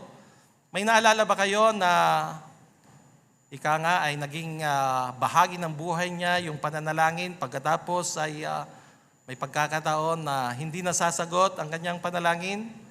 Ang mababanggit po natin ay si David, si Haring David. Tiyak na laging nanalangin si David noon. At alam niyo na rin ang kwento ng kanyang buhay. May mga sitwasyon talaga na talagang madalas at time-team ang kanyang mga pananalangin. Halimbawa, noong kanyang sinambit ang kanyang panalangin na mababasa po natin sa awit 59, kung titingnan niyo po yung superscription ng awit 59, may kita ninyo doon, naka-bold letter yan, no? Nagsugo si Saul ng mga tauhan para bantayan ang bahay ni David at patayin siya. Oo, sa 59:4 ng awit, ibinulalas ni David ang kanyang damdamin hinggil sa kawalang katarungan na nangyayari sa kanya. Sabi niya, wala akong ginawang mali, pero tumatakbo sila tapos naghahanda silang sumalakay. Sa kabila ng pagsusumamo ni David at lubos na pagtitiwala niya kay Jehovah, well, alam natin hindi instantly na inalis niya o inalis ni Jehovah si David sa sitwasyon. Nagpatuloy yon. Talagang yung kinaharap niya na sitwasyon ay talagang binata niya o kaya tiniis niya yon. Kaya naman nasabi niya doon sa awit 59:9, sabi niya, "O aking kalakasan, maghihintay ako sa iyo." Makikita natin no, kung gaano kahusay yung pagtitiis ni David. Well, ganun din yung pagsusumamo ni David nung tumakas siya mula sa anak niya na si Absalom. Yan. Ang record ay mababasa naman natin sa awit 3. Nung pagkakataon na yon, tinanong niya na si Jehovah, bakit napakaraming lumalaban sa akin, O Jehovah? Ano yung mismong sagot ng Diyos na Jehovah? Well, walang response, no? Hindi karakaraka na sinagot ito ng Diyos na Jehovah. Pero nagbago ba ang kanyang pangmalas ni David sa Diyos na Jehovah? Hindi. Sa awit 3:5, sabi niya, hihiga ako at matutulog at gigising ako ng may panatag dahil patuloy akong tinutulungan ni Jehovah. No? Malinaw. Hindi hinayaan ni David na maapektuhan siya doon sa mga hindi karakaraka na nasasagot yung kanyang panalangin. Bagkus, mas lalong higit na pinuri niya ang Diyos na Jehovah. Makikita niyo sa awit 71:14, no? Dinagdagan niya ng kanyang papuri dahil alam niya na sa tamang panahon, kikilos si Jehovah para sa kanya at gagantimpalaan siya. Ang totoo, may mga pagkakataon naman talaga na sadyang mahirap na matyagang maghintay. Baka aktual nating nasasambit rin yung katulad ng pagsusumamo ni Haring David dito sa awit 6:2-3. Pakisuyo, tingnan ninyo kung ano yung pagsusumamo niya. At baka naibibigkas rin natin ito, kaya sinasabi natin sa ating mga panalangin. Awit 6:2-3. Ang sabi, maawa ka sa akin, O Jehovah, dahil nangihina ako. Pagalingin mo ako, O Jehovah, dahil nangangatog ang mga buto ko. Naghihirap ang kalooban ko at gusto kong malaman, O Jehovah, hanggang kailan. Makikita ninyo dito, no, na talagang si David ay sumambit ng pagsusumamo. Minsan ba ay ganun na rin? Yung inyong mga nasasabi, lalong-lalo na sa mga sumusulong sa edad naming mga kapatid, hanggang kailan itong aking nararamdaman sa tuhod? Kaunti na lang ang nagagawa ko sa ministeryo. O kaya naman ay paring iba't ibang mga problema ang nararanasan natin. Kapag ganyan ang nararamdaman natin, pwede nating isipin yung mga ginawa na ng Diyos na Jehovah para sa atin. At pasalamatan natin iyon, kagaya rin ng Haring David. Diyan sa awit 66:16-20, makikita po ninyo yung mismong appreciation diyan ni Haring David. Sabi niya, halika kayo, makinig. Lahat kayong natatakot sa Diyos at sasabihin ko sa inyo ang ginawa niya para sa akin.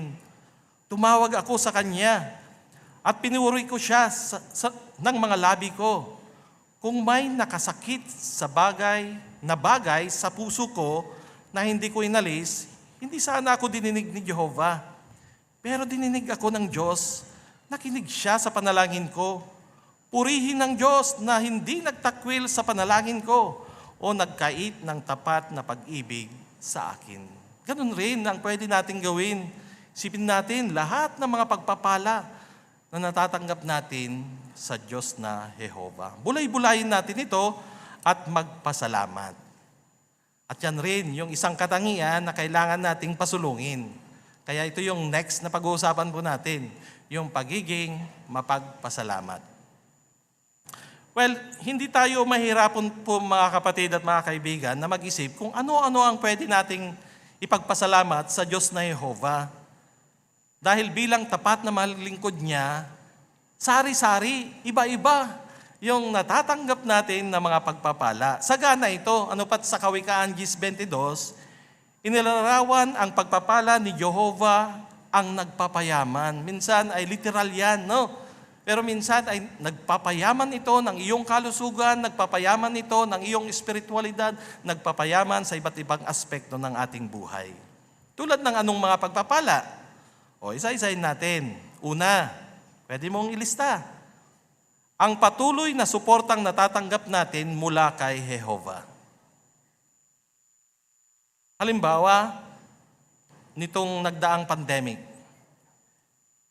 Sino dito ang hindi nakatanggap ng kahit anumang tulong o ayuda mula sa mga kapatid o sa kamay ng ibang tao, maaring sa gobyerno? Ano pat umabot sa puntong halos mamatay dahil sa gutom? Malamang wala. Dahil tiyak tayo na pinakilos ni Jehovah ang mga kapatid natin, ang ibang mga tao, upang sa gayon ay matulungan tayo, maalalayan tayo. Angkop yung sinabi ng awit 37:24, mabuwal man siya, hindi siya susubsob, dahil inaalalayan siya ni Jehovah sa kamay niya. Totoo ba yun mga kapatid? Well, yan yung mga pwede nating ipagpasalamat sa Diyos na Jehovah. Pangalawa, ang tunay na pag-ibig na nararanasan natin sa loob ng kongregasyon Kristiyano. Sino po dito ang namatayan, nagkasakit, dumaan sa nakakadepress na mga hamon, na hindi man lang nakumusta, napadalhan ng message o aktwal na binisita para pakitaan ng pagmamalasakit ng mga kapatid? Malamang nawala kasi noon pa man tiniyak na ni Jesus ito na magpakita tayo ng pag-ibig sa isa't isa. Ito ay tanda ng ating tunay na pagiging alagad. Ayon yan sa 1:13, 34, 35. Kaya yan rin, pwede mong ipagpasalamat. Ano pa? Ang ating atas na mangaral at magpatotoo. Sino po dito ang nakaranas na matapos na magbahay-bahay, mag-RB, mag-Bible study, nakaranas ng init o kaya naman ay naulanan at pag-uwi niya ay hindi niya naranasan ang kagalakan? Tiyak na wala. Lahat tayo ay nagagalak dahil alam natin na naibigay natin kay Jehovah ang pinakamahusay na paraan ng ating paglilingkod. Nagampanan natin yung atas natin. Pagkatapos nakinig ang tao, at sila ay mga potensyal na mga wastong nakain sa buhay na walang hanggan. At maaakay rin natin para sa gayon ay linangin ang mga katangiang ito. Malinis ang ating konsensya dahil hindi sisingilin yung dugo ng mga taong ito sa atin.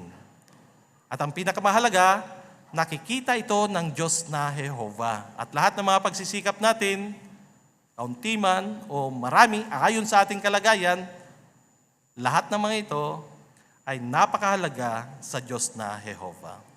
Hindi ba angkop yun na ipagpasalamat natin sa Diyos na Jehovah? Ika-4, ang pagkakaroon natin ng masaya at payapang pamilya dahil sa pagsunod sa mga simulain ng Diyos na Jehovah. Sino dito ang hindi nakinabang, mga kapatid?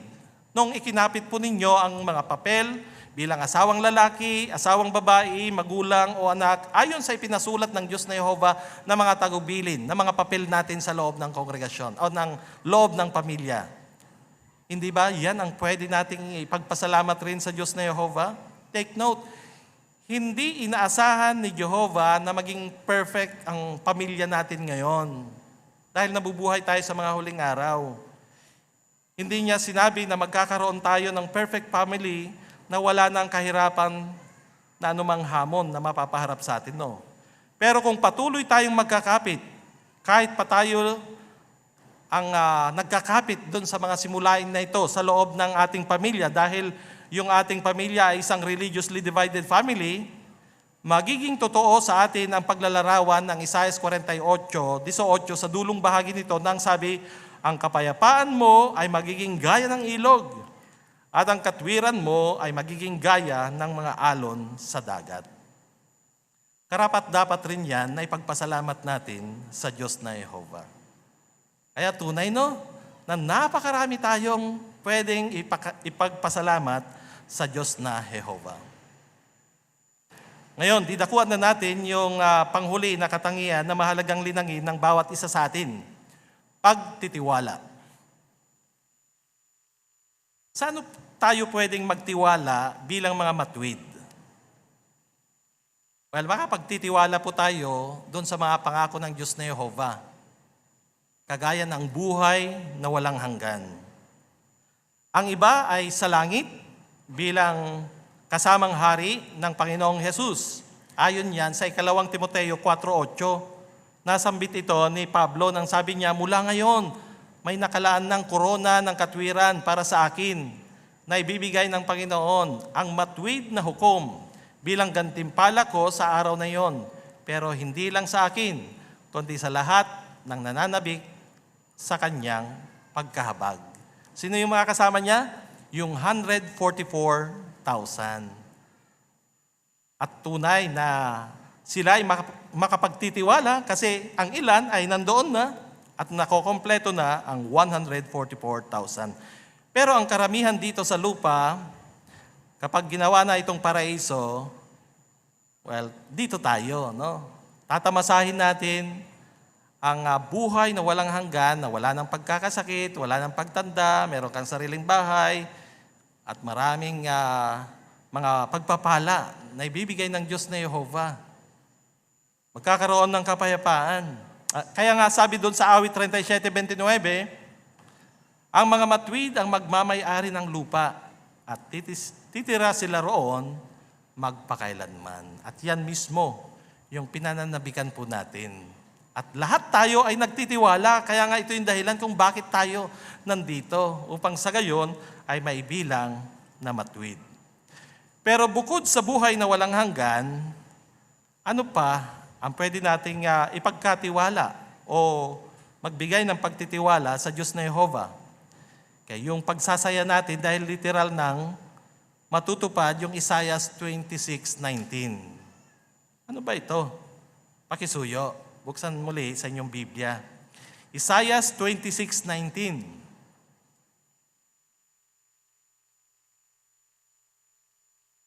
Okay, kung nandiyan na kayo mga kapatid, ang iyong mga patay ay mabubuhay.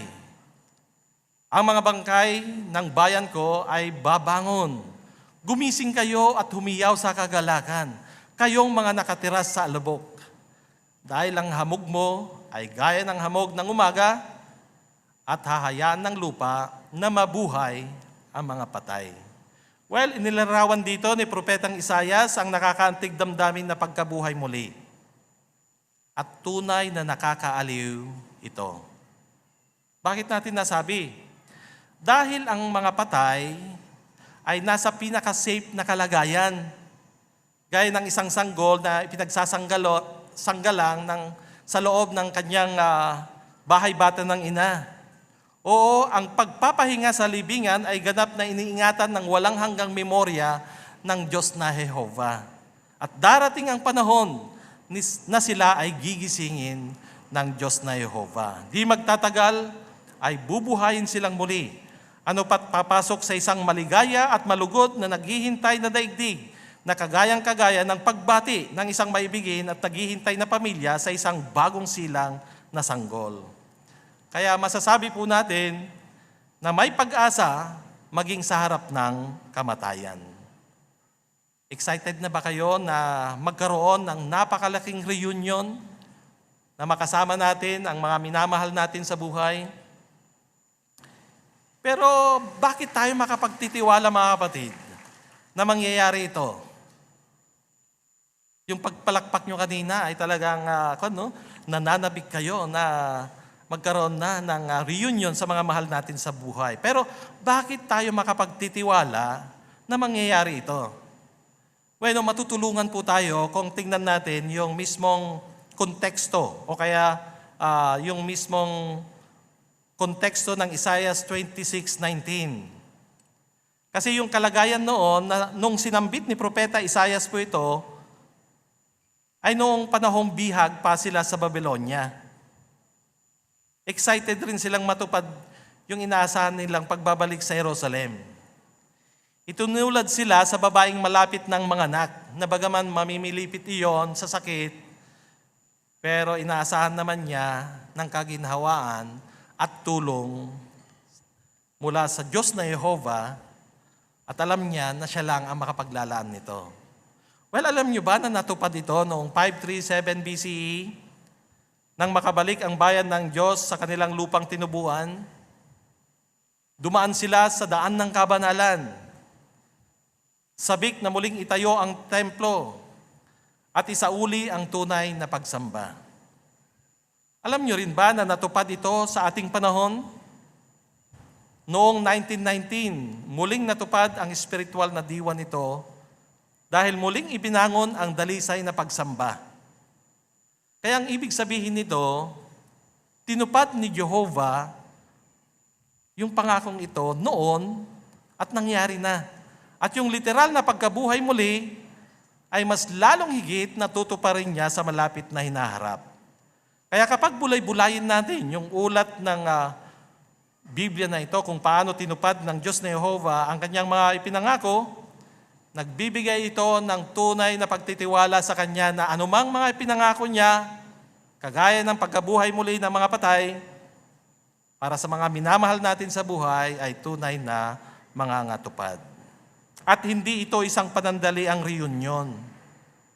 Dahil kung ang mga mahal nating namatay ay gumawa rin ng pagsisikap na maibilang-bilang matwid bago sila matulog sa kamatayan, ibig sabihin, nasa alaala sila ng Diyos na Jehovah. Ang ibig sabihin, nakasulat yung pangalan nila sa aklat ng buhay. Sila ay kabilang sa bubuhayin muli ng Diyos na Jehovah sa inaharap. Kaya hindi ito panandalian. Yung reunion na yan ay talagang pangmatagalan. At tiyak na kasama yung mga pangalan kagaya ni na Abraham, Job, Daniel. Kasi sila rin ay mga matuwid na lingkod ng Diyos na Jehovah. Isipin kung gaano kasaya na salubungin sila, personal na makilala. Siguradong nais nyo na tanungin sila.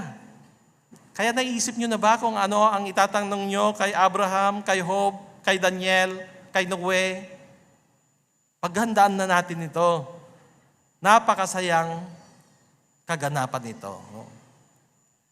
Kaya napakasayang i-imagine yan, di ba? Pero siyempre, ayaw natin na puro imagine na lang. Gusto natin na talagang maranasan ito. Aktual na maranasan sa malapit na hinaharap.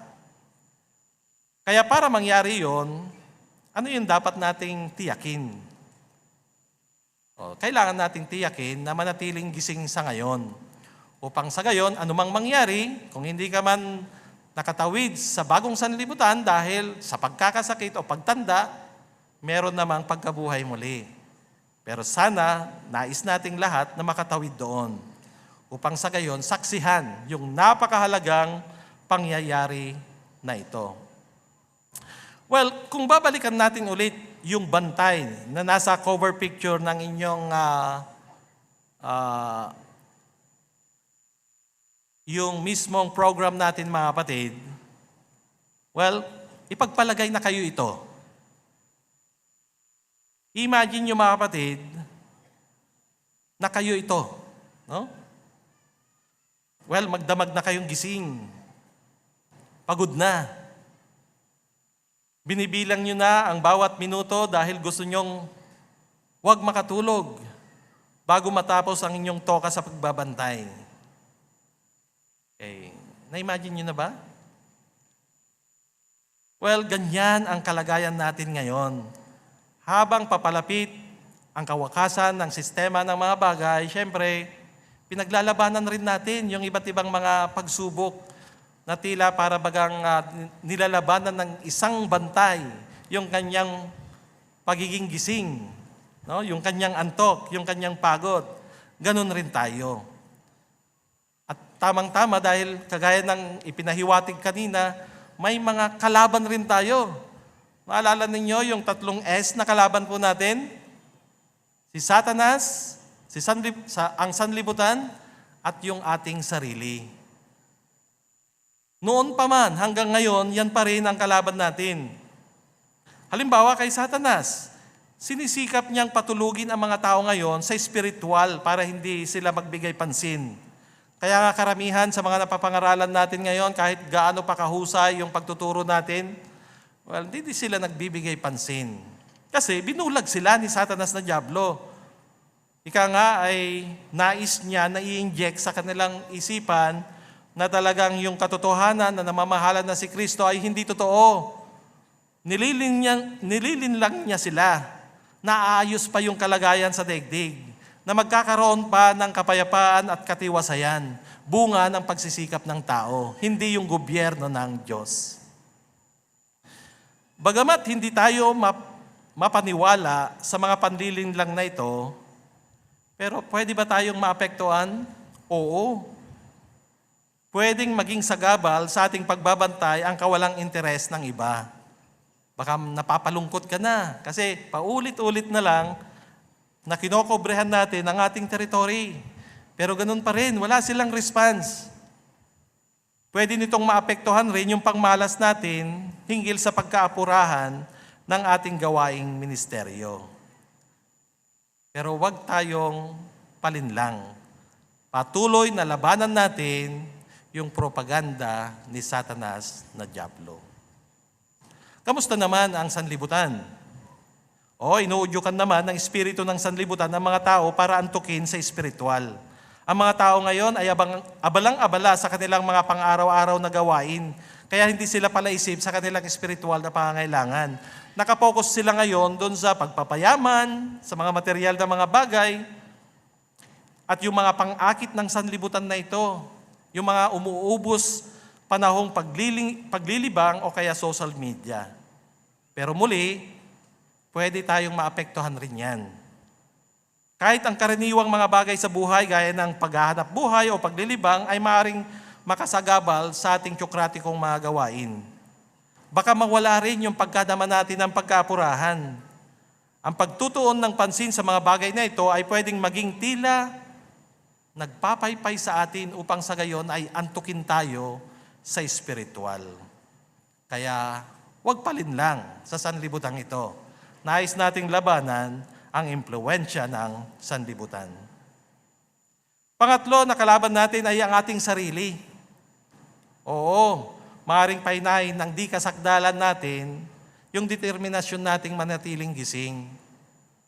Baka yung mga negatibong kaisipan po natin na hindi tayo karapat-dapat, o kaya naman ay may mga bagay na kahinaan tayo na hindi natin napagtatagumpayan, na alisin ito, baka isipin natin na mas madali na lang na tumakas o kaya mas madali na lang na bumitaw. Well, wag nating hayaan mga kapatid, no? Wag nating gawin ito. Bagaman, sa totoo, kahit si Jesus, naintindihan niya yung nararanasan ng bawat isa sa atin na pwede tayong panghinaan. O kaya naman, alam ni Jesus na may tendensya ang di perpektong mga tao na magpadaig sa kanilang mga kahinaan. Personal niya na itong nasaksihan sa mga alagad niya noon. Kung maalala po natin, nung sinabihan niya sina Pedro, Santiago at Juan na patuloy na magbantay habang siya ay nananalangin, pero sa halip na magbantay, nagpadala sila sa kahinaan ng laman at nakatulog. At pwede rin na mangyari ito sa atin. Pero wag lang ngayon. No? Kaunti na lang itong bahagi na ito mga kapatid. No? Wag lang ngayon na antukin tayo. Ang tinutukoy dito na pagkaantok ay yung spiritual na pagkaantok. Baka maramdaman natin na napapagod na tayo sa napakaraming mga problema natin ngayon.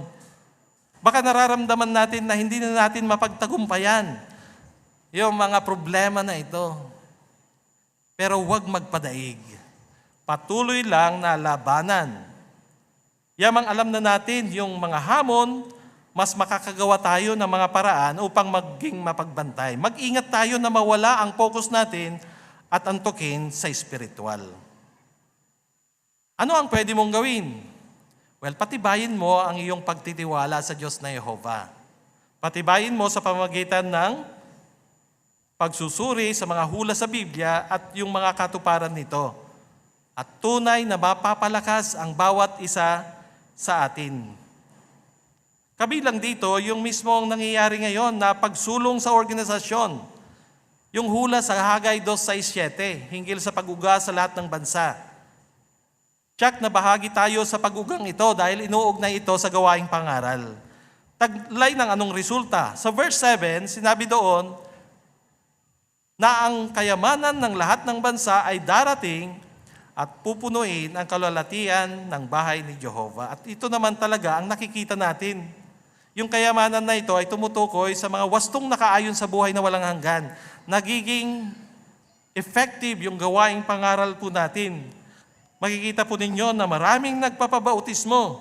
At gusto natin na kumendahan yung mismong 12 na nag-alay at nagpabautismo kaninang umaga. Gusto niyo bang i-welcome sila?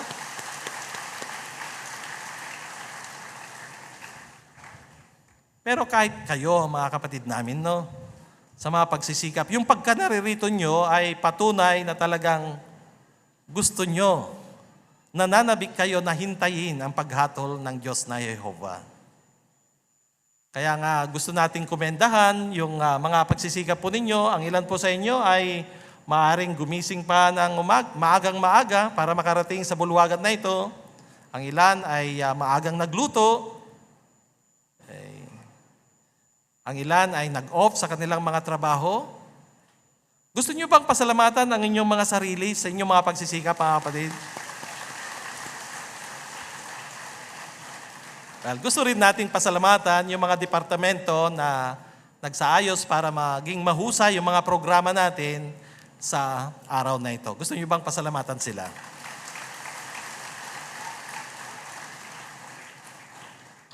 Bueno, sulit na hintayin ang mga gantimpala ni Jehovah. Sa panig ni Jehovah, makatarungan siya at titiyakin niya na sulit yung ginagawa nating paghihintay. Kung excited tayo, excited rin siya. At matyagang naghihintay sa tamang panahon para ipakita ang kanyang kabutihan sa mga matuwid. Tiyak ang ating gantimpala. Huwag lang tayong mainip, syempre. Makakatulong ang pananatili nating abala habang naghihintay at pinapasulong ang mga katangian na dapat nating malinang kagaya ng pagtitiis, mapagpasalamat at pagtitiwala. Mahaharap rin natin ang mga hamon na nakapagpapaantok sa ating espiritualidad. Determinado tayong huwag umurong sa paghihintay at pagbibigay papuri sa tagapagbigay gantimpala, ang Diyos na Jehovah. Ngayon, sagutin po natin yung panghuling tanong dyan sa likod ng inyong program, doon sa ikalima. Ano ang dapat gawin para matanggap ang gantimpala para sa matuwid? Sagot, Awit 58:11. Dapat nating sundin sa buhay natin ang matuwid na mga pamantayan ni Jehovah, maging matiisin, maging mapagpasalamat, magtiwala sa pagkabuhay muli, at manatiling mapagbantay. Tiyaking laging nakatanim ito sa isip at puso nyo. Ginagantimpalaan ni Jehovah ang mga matuwid. Gaano man tayo katagal maghintay, titiyakin niyang sulit na sulit ang ating paghihintay. Magandang hapon sa inyong lahat.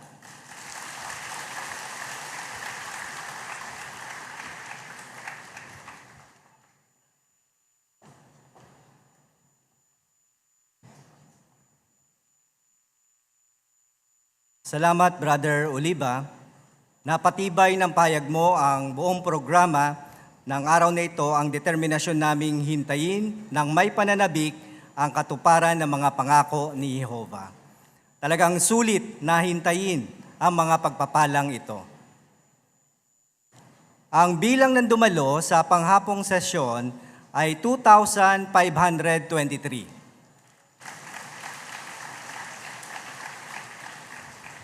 At natutuwa tayong tanggapin ang 12 na bagong mga alagad na nabautismuhan kanina.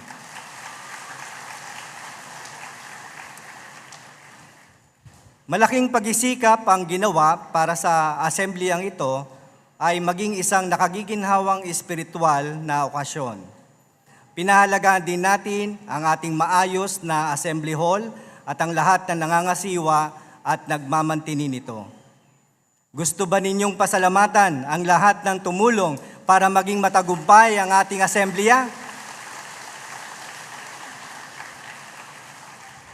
Tapusin natin ngayon ang ating nakapagpapasiglang asembleyang ito sa pamagitan ng pagtayo at sama-samang pag-awit ng awit bilang 140 na may pamagat na buhay na walang hanggan sa wakas.